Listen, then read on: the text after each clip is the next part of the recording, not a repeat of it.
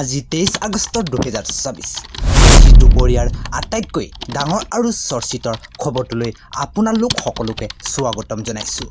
আপোনালোকে চাগে ইতিমধ্যে ছ'চিয়েল মিডিয়াৰ হোৱাটছআপ বা ইউটিউবত এই বিশেষ ফটোখন দেখিছে, য'ত দাবী কৰা হৈছে অংগনবাদী কৰ্মী দৰমহাৰ 16,000 টকা, আশাৰ কৰ্মী 8,500 টকা আৰু মধ্যাহ্নভোজন কৰ্মী 5,500 টকাৰ হ'বলৈ গৈ আছে।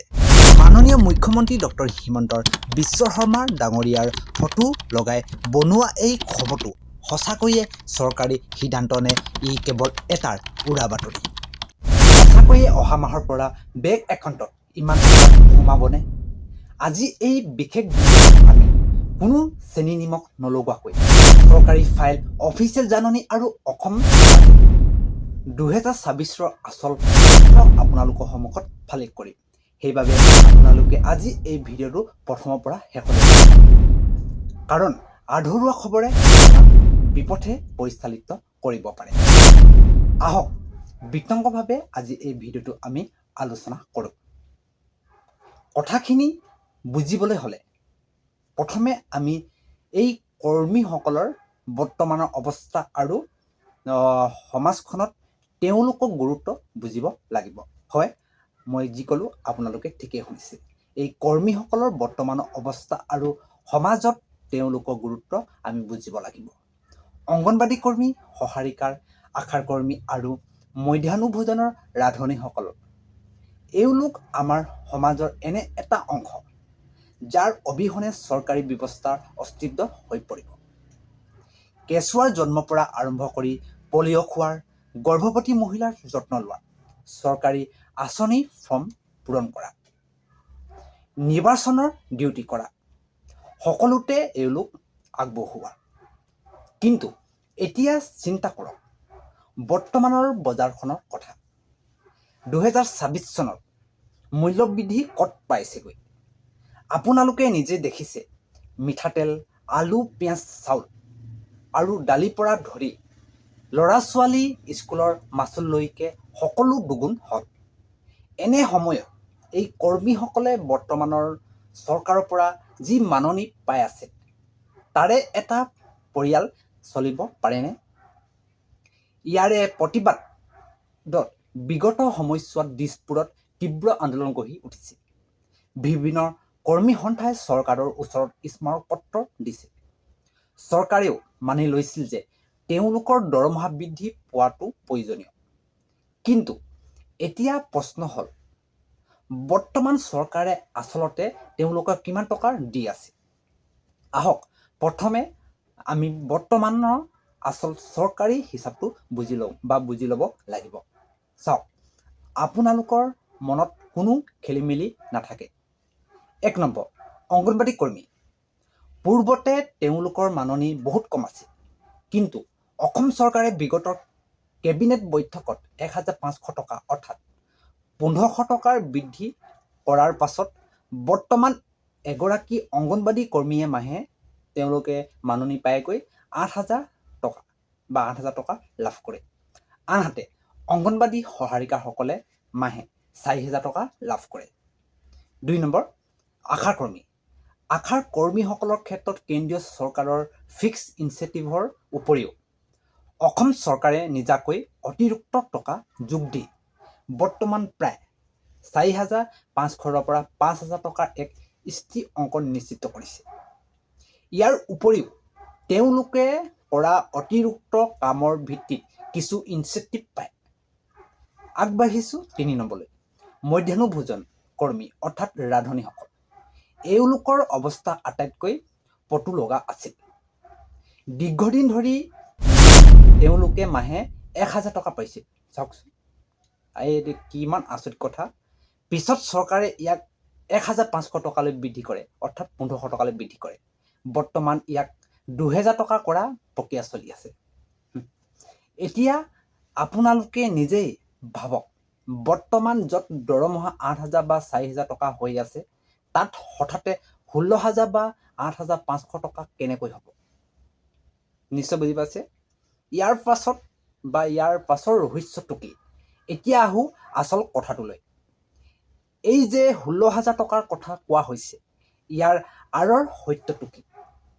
আচলতে চাওক, এতিয়াৰ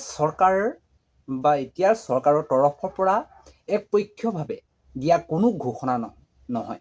ই হৈছে সদৌ অসম অংগনবাড়ী কৰ্মী আৰু সহাৰিকা সন্থাৰ এক দীৰ্ঘদিনীয়া দাবী। সন্থাই চৰকাৰক স্পষ্ট কৰি কৈছিল যে বৰ্তমানৰ বজাৰৰ মূল্য অনুসৰি এগৰাকী বা এজন কৰ্মীক অন্তত 16,000 টকা আৰু সহাৰিকাৰ অন্তত 10,000 টকা দৰমহা দিব লাগে। অসম চৰকাৰৰ বাজেট অধিৱেশন 2024ৰ সময়ত এই বিষয়টোক লৈ বিধানসভাতো যথেষ্ট আলোচনা হৈছিল। বিৰোধী দলে এই কৰ্মীসকলৰ সপক্ষে সঁহাৰি জনাইছিল। ইয়াৰ পৰিপ্ৰেক্ষিতত মাননীয় মুখ্যমন্ত্ৰী ডক্টৰ হিমন্ত বিশ্ব শৰ্মাই এটাৰ বিশেষ সমিতি গঠন কৰাৰ নিৰ্দেশ দিছিল, যাৰ কাম হৈছে চুবুৰীয়া ৰাজ্যসমূহত অংগনবাড়ী কৰ্মীয়ে কিমান টকা পায় তাৰ ওপৰত এক প্ৰতিবেদন প্ৰস্তুত কৰা। অৰ্থাৎ চৰকাৰে এই 16,000 টকাৰ দাবীটো বিবেচনা কৰি আছে, কিন্তু ইয়াক এতিয়াও ফাইলত চূড়ান্ত অনুমোদন দিয়া নাই, অৰ্থাৎ অফিচিয়েল নটিফিকেশ্যন জাৰি কৰা নাই। ঠিক এনেদৰে আশাৰ কৰ্মীসকলৰ বাবে যি 8,500 টকাৰ কথা কোৱা হৈছে, সেইটো আশাৰ কৰ্মী সন্থাই চৰকাৰৰ ওচৰত দাখিল কৰা এটা নতুন দৰমহাৰ গাঁথনি এক প্ৰস্তাৱহে। কেন্দ্ৰীয় চৰকাৰৰ স্বাস্থ্য মন্ত্ৰালয়েও এই বৰ্ষত আশাৰ কৰ্মীসকলৰ নিয়মীয়া ভাত্তাৰ বৃদ্ধি কৰাৰ ইংগিত দিছে। যদি কেন্দ্ৰীয় চৰকাৰে পুঁজি বৃদ্ধি কৰে আৰু অসম চৰকাৰে নিজৰ ভাগৰ ধন যোগ দিয়ে, তেন্তে অনাগত দিনত এই 8,500 টকাৰ হোৱাটো অসম্ভৱ নহয়। আনহাতে মধ্যাহ্নভোজন কৰ্মী অৰ্থাৎ স্কুলৰ ৰান্ধনীসকলৰ বাবে 5,500 টকা কৰাৰ দাবীটো অতি গুৰুত্বপূৰ্ণ। কাৰণ মাত্ৰ 2,000 টকাৰ বৰ্তমান যুগত এজন মানুহে দিনটো স্কুলত কাম কৰাটো প্ৰায় অসম্ভৱ। বিভিন্ন জিলাৰ ৰান্ধনী সন্থাই ইতিমধ্যে একগোট হৈ চৰকাৰক সকীয়নি দিছে যে যদি তেওঁলোকৰ মাননি ন্যূনতম 5,500 টকালৈ বৃদ্ধি কৰা নহয়, তেন্তে তেওঁলোকে মধ্যাহ্নভোজন বন্ধ কৰি দিব বা প্ৰতিবাদ সাব্যস্ত কৰিব। চৰকাৰেও এই স্পষ্টতাৰ বিষয়টো বুজি পাইছে আৰু এক সন্মানজনক সমাধানৰ বাবে চেষ্টা চলাইছে। কিন্তু বন্ধুসকল, আমি চৰকাৰৰ এটাৰ যোগাত্মক দিশো চাব লাগিব। অসম চৰকাৰে এই কৰ্মীসকলক একেবাৰে উলিয়াই দিয়া নাই। আপোনালোকে চাগে জানে যে চৰকাৰে অলপতে অংগনবাড়ী কৰ্মী আৰু সহাৰিকাসকলৰ বাবে এক ঐতিহাসিক অৱসৰকালীন সাহায্য ঘোষণা কৰিছিল। ইয়াৰ অধীনত অৱসৰৰ পিছত অংগনবাড়ী কৰ্মীয়ে 4 লাখ টকাৰ, মিনি অংগনবাড়ী কৰ্মীয়ে 3 লাখ টকাৰ আৰু সহাৰিকাসকলে 2 লাখ টকাৰ এককালীনভাৱে লাভ কৰিব। ইয়াৰ উপৰিও তেওঁলোক চৰকাৰী বীমা আঁচনিৰ সৈতেও সংযোগ কৰা হৈছে। মুখ্যমন্ত্ৰী ডাঙৰীয়াই স্পষ্ট কৰি দিছে যে ৰাজ্যখনৰ নিজা ৰাজহ যেনেকৈ বৃদ্ধি পাব, ঠিক তেনেকৈয়ে এই তৃণমূল পৰ্যায়ৰ কৰ্মীসকলৰ মাননিও পৰ্যায়ক্ৰমে বৃদ্ধি কৰা হ'ব। গতিকে থাৰ্মেলত দেখা সঁচাকৈয়ে হ'ব নেকি? এই প্ৰশ্নৰ উত্তৰ হ'ল একেলগে ইমানখিনি টকাৰ বৃদ্ধি নহ'লেও অতি সোনকালে কেবিনেটত এক বুজন পৰিমাণৰ দৰমহা বৃদ্ধি নতুন ঘোষণা আমি দেখিবলৈ পাম।